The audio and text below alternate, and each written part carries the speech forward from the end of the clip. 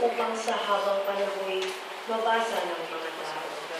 Alam kong di natutulog ang aking tagapagligtas, na sa aking tatanggol pagdating noong wakas. Pagkatapos na maluray itong aking buong balat, ang Diyos ko'y mamamalas kahit laman ay maaagnas. Siya'y aking mamamasdan at mukhang makikita ng sariling mga mata, di ng sino mang iba. Ang salita ng Diyos, salamat sa Diyos. Salmong tugunan, ang tugon, Panginoong aking mahal, panalangin ko'y pakinggan. Panginoon aking mahal, panalangin ko'y pakinggan. Dinggin mo, O Poon, ang aking dalangin. Tapat ka't matuwid, kaya ako'y linawin. Itong iyong lingkod, huwag mo nang subukin, batid mo na lahat, kami ay salahin. Panginoon Aking mahal, panalangin ko'y pakinggan.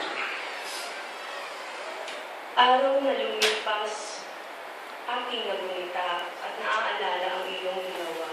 Sa aking isipay gumuhit na bigla. Ako'y dumalangin na taas ang kamay, parang tuyong lupa ang diwa o uhaw. Panginoong Aking mahal, panalangin ko'y pakinggan. Nawala ng lahat ang aking pag-asa, kaya naman poon ako'y dilin na. Ako ay umasa sa iyo nagtiwala, na kung umagay ipaghugunita, iyong pag-ibig mo na luhang dakila. Panginoong aking mahal, Panalangin ko'y pakinggan. Ikaw aking Diyos, ako ay turuan na aking masunod ang iyong kalooban. Ang Espiritu mo'y maging aking tanglaw sa aking paglakad sa ligtas na daan. Panginoong aking mahal, panalangin ko'y pakinggan.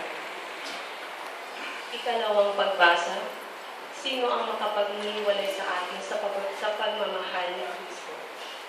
Ang salita ng Diyos mula